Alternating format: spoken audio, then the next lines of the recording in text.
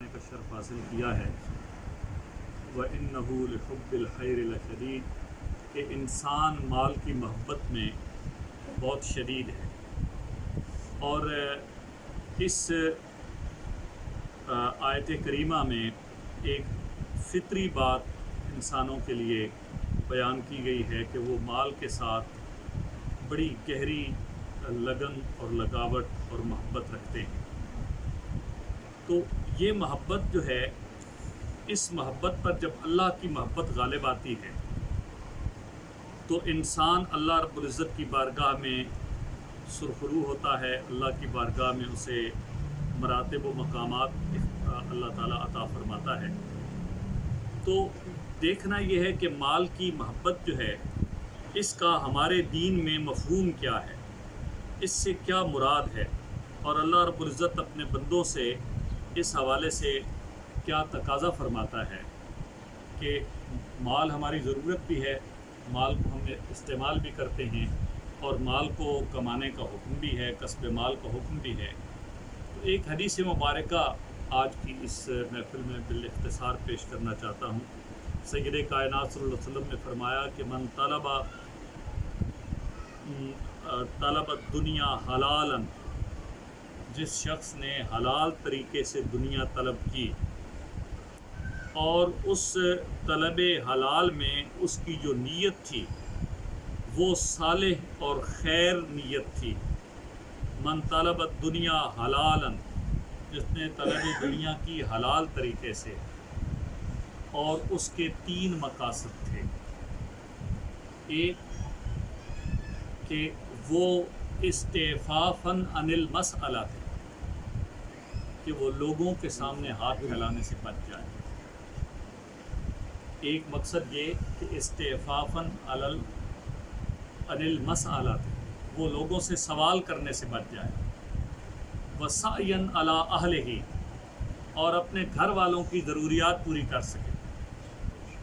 اور تیسرا تعطفاً علی جارہ، اور اپنے ہمسائے کے ساتھ مہربانی کا سلوک کر سکے، کیونکہ مہربانی کا اظہار بھی مال کے ذریعے ہوتا ہے۔ آپ تحفہ دیتے ہیں، آپ اپنے پڑوسی کے گھر کھانا بنا کر بھیجتے ہیں، تو اللہ کے سامنے قیامت کے دن وہ اس طرح آئے گا کہ اس کا چہرہ اس طرح چمکتا ہوگا جس طرح 14ویں کا چاند چمکتا ہے۔ حلال اس نے طلب کیا، اور مقاصد اس کے 3 تھے۔ ایک یہ کہ وہ ہاتھ پھیلانے سے بچ جائے، دوسرا یہ کہ اپنے اہل و عیال، اپنے بچوں کا، اپنی بیوی کا، اپنے گھر والوں کی ضروریات پوری کر سکے، اور عیال میں وہ تمام لوگ شامل ہوتے ہیں جو آپ کے 10 نگر ہوتے ہیں۔ بعض اوقات والدین بھی عیال میں شامل ہو جاتے ہیں۔ یہ اس کا مفہوم ہے محتاج۔ وہ ایک حدیث مبارکہ آپ لوگوں نے شاید سن رکھی ہو، الخلق عیال اللہ، مخلوق، لوگ اس کا ترجمہ کر دیتے ہیں مخلوق اللہ کا قبہ ہے، اس سے مراد یہ کہ مخلوق اللہ کی محتاج ہے۔ تو عیال وہ ہوتا ہے جو 10 نگر ہوتا ہے، جسے آپ سے ملنا ہے۔ کبھی کبھی والدین بھی عیال میں شامل ہو جاتے ہیں، کہ وہ بوڑھے ہو جاتے ہیں اور اپنی خوراک کو، اپنے ضروریات کو خود پورا نہیں کر سکتے، تو ان سب پر خرچ کرنا۔ اس نیت سے اگر کوئی بندہ مال کمائے کہ اپنے ساتھ متعلق ان تمام ضرورت مندوں کی ضرورتیں پوری کر سکے، اور تیسرا یہ کہ اپنے ہمسائے سے، اور میں اس کو تھوڑا سا وسیع کر کے بھی عرض کرنا چاہوں گا۔ اللہ رب العزت نے ارشاد فرمایا وَآتَى الْمَالَ عَلَىٰ حُبِّهِ ذَوِي الْقُرْبَىٰ، اور اللہ کی محبت میں اپنے قریبی رشتہ داروں کو مال دینا۔ وَآتِ ذِي الْقُرْبَىٰ حَقَّهُ، اور قرابت داروں کا حق ادا کرنا۔ اس کے لیے مال اگر، یعنی پڑوسی کو نبی پاک صلی اللہ علیہ وسلم نے فرمایا کہ اللہ نے اتنی اس کی اہمیت بیان کی ہے کہ مجھے گمان ہوا کہ کہیں پڑوسی کو وراثت میں حصہ دار نہ بنا دیا جائے۔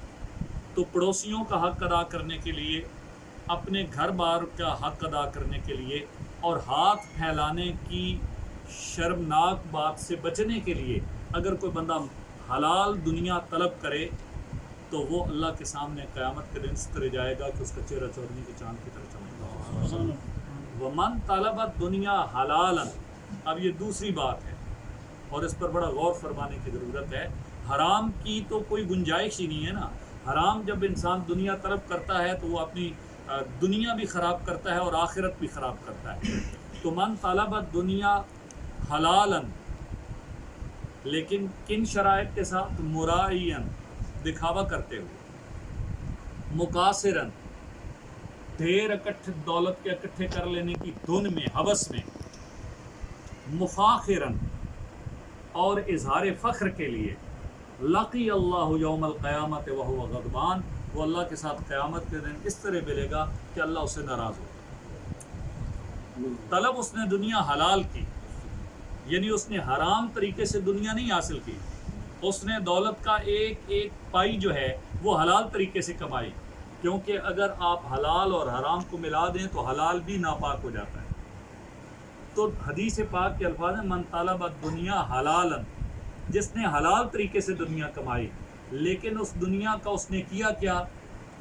ایک تو دکھاوا کیا اس نے کہ میرے پاس دولت بڑی ہے، وہ اپنے چاہے لباس سے دکھاوا کرے، چاہے وہ اپنی سواری سے دکھاوا کرے اپنے گھر سے دکھاوا کرے. ایک ہوتا ہے ضرورت کے لیے چیزوں کو استعمال کرنا، ایک ہوتا ہے دکھاوے کے لیے استعمال کرنا. اور یہ بڑا نازک مرحلہ ہے، نیت کا مرحلہ ہے کہ انسان جو ہے وہ اچھی چیزیں خریدتا ہے اس لیے کہ لوگ کہیں گے بڑا مالدار ہے. تو یہ مرائین ہے. اور مقاصرن یہ ہے، یہ ایک بیماری ہے، دولت کو اکٹھا کرنے کی دھن سوار ہو جانا، یہ ایک بیماری ہے. اور قرآن پاک نے اس بیماری کو اس طرح بیان کیا، الہاکم التکاثر حتی زرتم المقابر، ہلاک کر دیا تمہیں کثرت کی ہوس نے حتیٰ کہ قبروں میں جا پہنچے. اور تیسری چیز مفاخرن، تفاخر کے لیے، اپنی بڑائی کا اظہار کرنے کے لیے. تو دنیا اگر ان تین مقاصد کے لیے استعمال کی جائے تو حلال طریقے سے بھی حاصل کی ہوئی ہو تو قیامت کے دن جب اللہ کی بارگاہ میں انسان حاضر ہوگا تو اللہ اس سے ناراض ہوگا. تو انسان مال کی محبت میں بڑا شدید ہے، لیکن اس محبت پر جب اللہ کی محبت غالب آتی ہے والذین آمنوا اشد حبا للہ، تو انسان اللہ کی محبت میں مال کی محبت کو قربان کرتا ہے. اور پھر جب وہ مال کو قربان کر دیتا ہے، جان کو قربان کر دیتا ہے، اہل و عیال کو قربان کر دیتا ہے، تو جتنی بڑی قربانی دیتا ہے اتنا بڑا قرب اسے اللہ کی بارگاہ میں نصیب ہوتا ہے.